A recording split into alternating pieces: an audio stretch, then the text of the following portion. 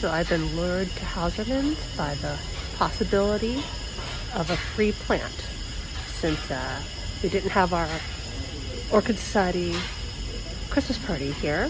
Hausermann's is offering a free plant if we visited between December 15th and December 30th and we spent at least $40.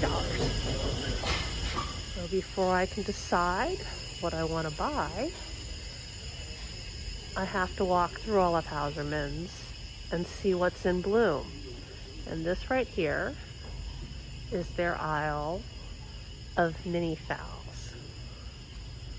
Just look at this. It goes on and on. They're all in spike. It's like a sea of blooms here.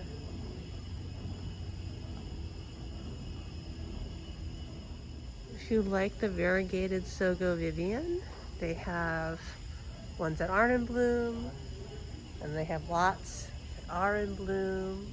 Look at this. All those Sogo Vivian marginatas. Mine's currently in spike at home, so I don't know that I'll get one. But it is very floriferous here. You can totally see in this greenhouse that the sun comes up on the left side of this greenhouse. I mean, look at how all the spikes are bent in this greenhouse. Every single one bent to the left. Look at that. They're all bent to the left. White mini phals. And you can see I'm still in the same direction. These are all bent to the left. If you want one, this is Hornland White Gauze. Here they are. For $30, you can get a spiking phalaenopsis schilleriana.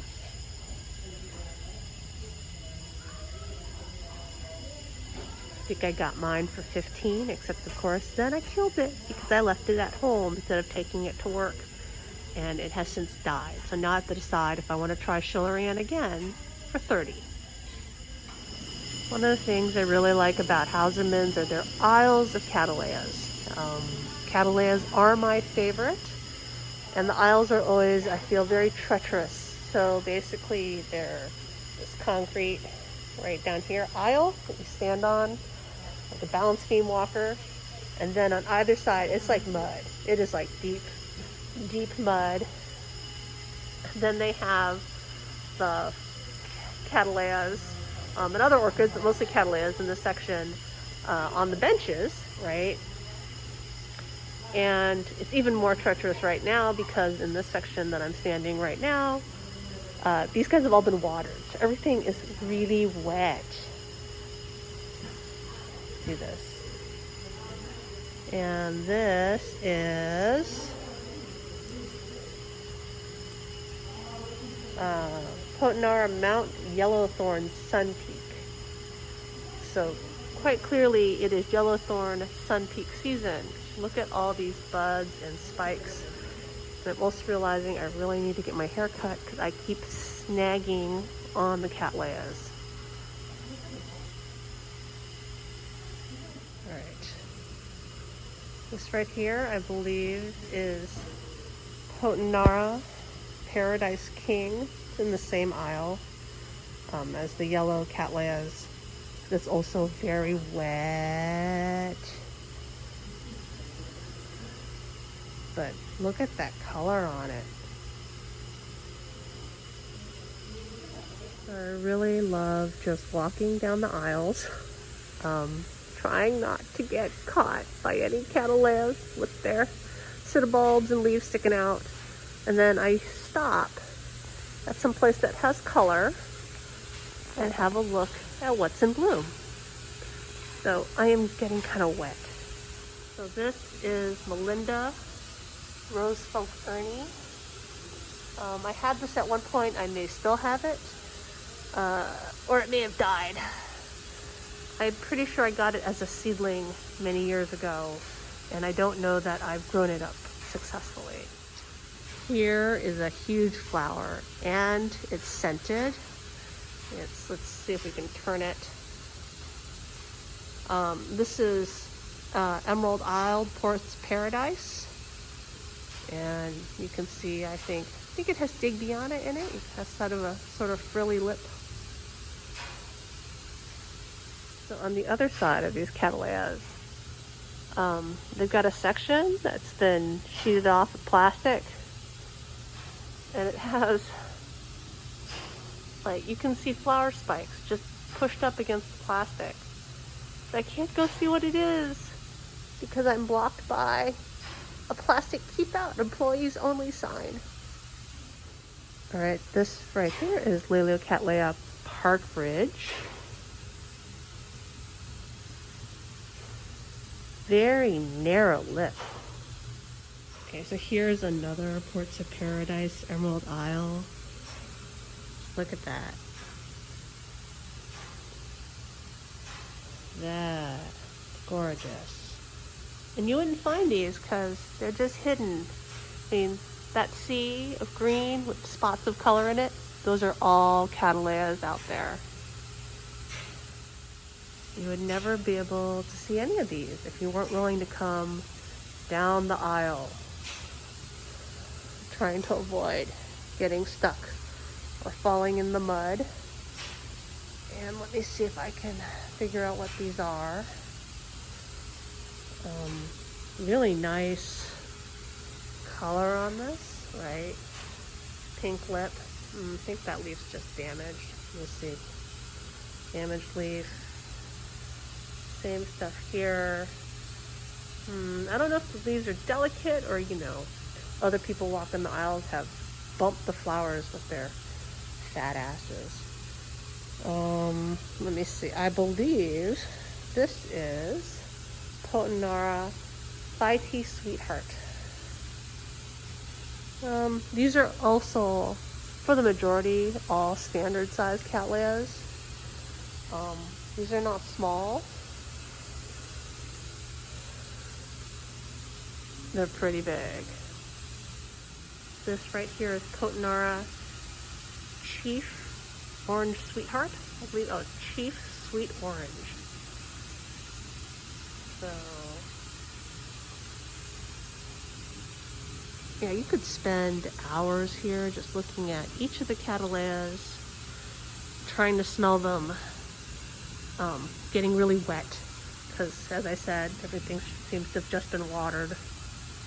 And definitely sometimes when I'm at the far end of the benches against the greenhouse wall, I think I am never going to make it back to civilization. Especially, I would have to run that giant misting gauntlet right down there. But we'll just sneak in a little bit, this dry area. Have a look at this gorgeous purple. Look at, I love how big they are. Just really, the color pops. They're so huge. See if we can lift it up a little bit. Beautiful winter blooming lavender. And is there a tag? Oh yes, there's a tag that I can't pull out. Ooh, this is Marcella Koss Pink Marvel. So I have this, and if you've seen those little seedlings I have, if this is Pink Marvel and here's the plant, my seedlings are smaller than the size of my hand, and the flower is bigger than the size of my hand. So I'm pretty sure I am never getting those seedlings to blooming size. Here's a Cattleya who's lost its tag, or it doesn't have a tag in the pot. I looked. See, a tagless pot. Gorgeous. And then there's a whole bunch of these beautiful reddish orange with the deep red lips that are in bloom. And this is Curtis Wayne Compton Aaron. So at the December meeting, Hausermann's held a raffle, and the raffle winner won one of these orchids right here. I didn't win it, though I will say that I have a Curtis Wayne Compton that my house cleaners accidentally left on top of the heater and burnt it to a crisp, and I desperately salvaged it. And in, I don't know, 5-6 years, it's definitely not grown back after being burnt to a crisp. I think my new growth, so here's a new growth on this one. I think my new growths are like half the size, they're about that big. It may never recover, I guess, at the rate that it's going, but it didn't die after being turned all black on the radiator. And as I'm coming out of this aisle, I see like just 2 Cattleyas laying underneath this bench. But what really intrigues me is that the tag says that it's Orange Passion Petite Prince. And I want to say that like this pseudobulbs right here is like 3 times the size of pseudobulbs of my Orange Passion Petite Prince. And I'm still fighting my way up the aisle, trying to get out. This is Judith Lynn variety Marty. It's got a great flower. Nice colors on it though. But the flowers,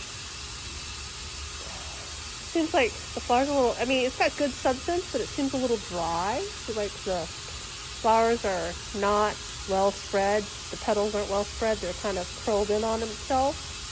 Well, I think it's a little dry. So Hausermann's used to be in the cut flower business, and they sold a lot of corsage orchids, which is why there's so many Cattleyas here. But in getting more into the hobby trade, they have made many, many mounted species. So if we go over here to this side of the greenhouse, you can see that they have tons of mounts. And I can't get closer here because they've put a little stick here saying closed, no admittance. I'm going to lean this way and show you this is in bloom, and it is, I think it's utricoloides. Yeah, phalaenopsis utricoloides. Look at that. Look at all the spikes on it. You know, looks well established. But you can see they have basically a whole rack of these guys right here. And then they have they have Orangus. There's Orangus tetrata. Like tiny, like phalaenopsis modesta. That's what these are labeled as. These are small. Here, let me put my thumb out so you can see how small the mounts are. Right, and then, oh, there's something in bloom. Let's have a look at it. So these cute little purple guys, they're from those mounts up there. And you can see the flowers. And this is also in bloom in my at home, though not quite so many flowers. This is Epidendrum centropetalum. So it's in bloom in my orchid tank. But of course, Hausermann's has a lot more in bloom, and I feel much better about my mounting. They have theirs mounted the same way I've mounted mine. Look at this mount. This is Cattleya insectifera, and they have just rows and rows of them. Look at this, laying sort of diagonal to get all the sun that they can. And they have Amciella hybrids. They got a Diachia hendersonianum right here, right there. Not very happy with me. I've killed 2 of these. Not quite sure what these little guys are yet, but they're mounted on cork. Look at this. I think that's a paper clip. Oncidium pusilla.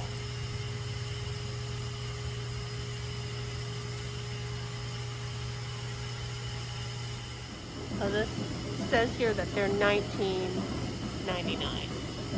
So seriously, I found one with 2 spikes. If I can get it for $19.99, I am totally buying this. So the quote-unquote backside of their main orchid house, is their hot growers. So there's Viburnum back there, and of course now I am holding a plant in my hand, so it's hard to zoom in and show stuff. That's Viburnum. But then over here we have got the Rinca stylus. And I have to admit that mine, while not dead, did not spike this year. So I am either not giving it enough heat or I'm not giving it enough water, because this is what I bought. I bought this last year here, couldn't take it anymore, had to get myself a gigantea. I got myself spotted gigantea, and the ones at Hausermann's are blooming. Mine are doing nothing at all.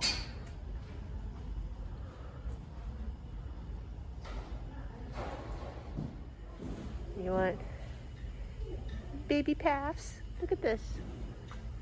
Look at this. It's like a little sea of baby paths. The tags are bigger than the paths themselves.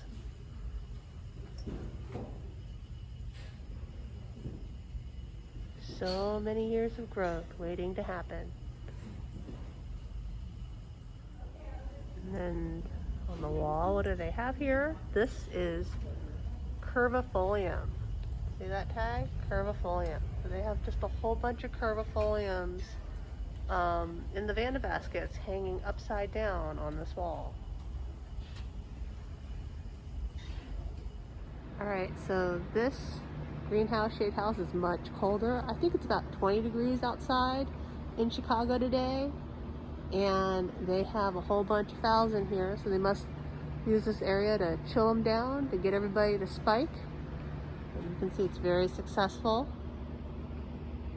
All this stuff is in spike.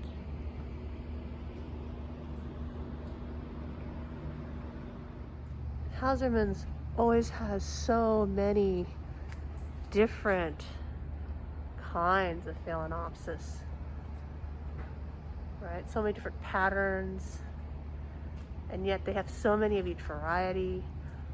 I believe they make flower arrangements for the Chicago area, and so you can buy flower arrangement, or I believe that there are interior designer decorators that use their phalaenopsis for clients. All right, this is a sample plant, not for sale, but look at the speckling on this. And of course, cell phones never capture how just brilliantly red it is. I believe this is Renanthera Memorial Robin Mussolino.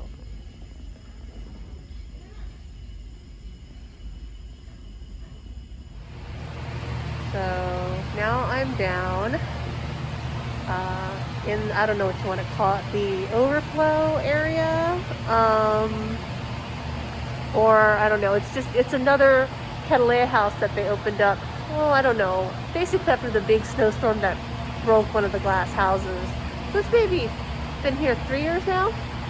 Anyways, occasionally I like coming down in here past the huge Isle of Phalaenopsis, which is there, and seeing what interesting hybrids they have.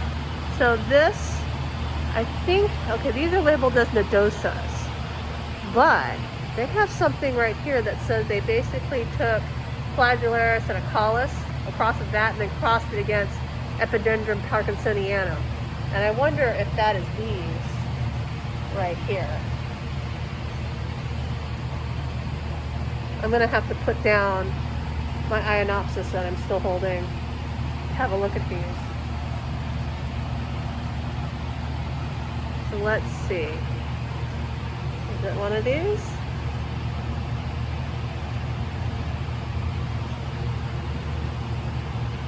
Nope, this is a nodosa. What is this? There's supposedly there's Schomburgkia albopurpurea down here. Oh, this is the albopurpurea by itself. I have to say, the fact that I basically murdered my albopurpurea that I bought from High Desert Orchids, I'm very sad, because it was at least the size of these. And then I slaughtered it.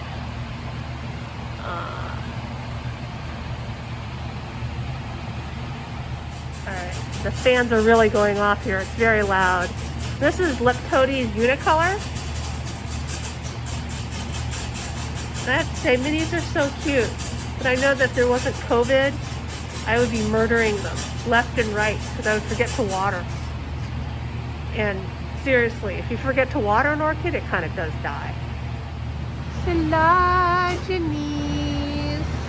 or maybe not, Coryanthes, the bucket orchid. So here's the flower. Oh, the flower's fading.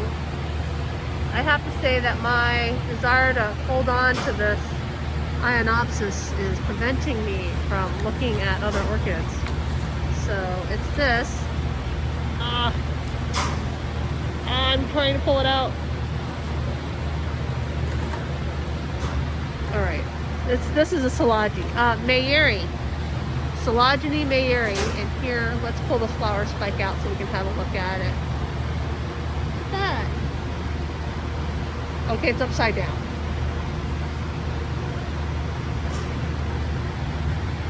Here's vanilla growing at Hausermann's, and it's all the regular vanilla. I mean, it's growing very happily if you look at the roots right here. But I have to say that I've never seen the variegated vanilla that I got here one year. Just that one time I found it, I bought it, I've never seen it again. So I've gotten my coat and I'm preparing to leave. And they have this area just sort of open. You can see all their flasks growing. And I believe these are paths of some kind.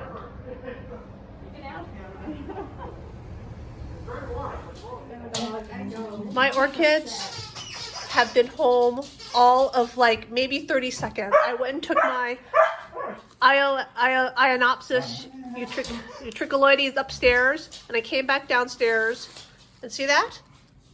It's been eaten. My brand new zygos that I got at Hausermann's have been eaten by Pinto. He doesn't regret anything. He's going to go drink my husband's water. Yes, he is. Is there enough water for him? Yes, there's enough water for him. What do you mean? Is there enough water for him? He's drinking out of the glass. Destroyed my orchids. Oh, poor plants. All right, well, let me just quickly go. So I got the tricholoides that I showed earlier, and then I got 2 of each of these zygos. Well, actually, this is my freebie plant. So this was Epidendrum atropurpurea, which is also Encyclica cordigera, I hear, from Terry. And then I got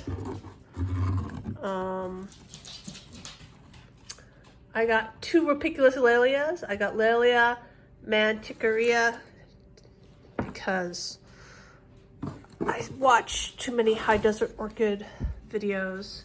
And I got Lelia Bregieri across the self.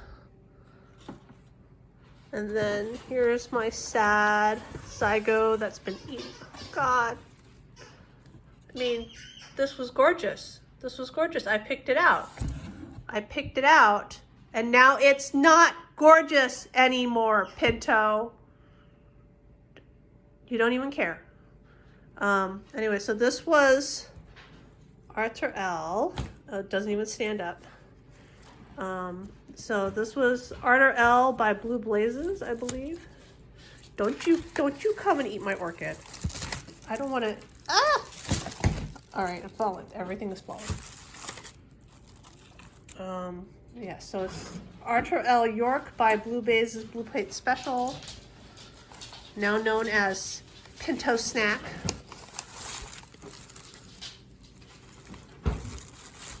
And then I got a second one, which I guess we can see if it's been eaten. So this is this is the Macchiae. This is the second Arthur L. Right here. I mean, I don't even know what to say. Cat consumed. And then I got two of these right here, which is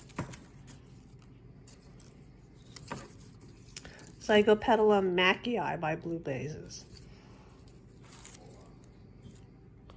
I got one, and then I got this second one.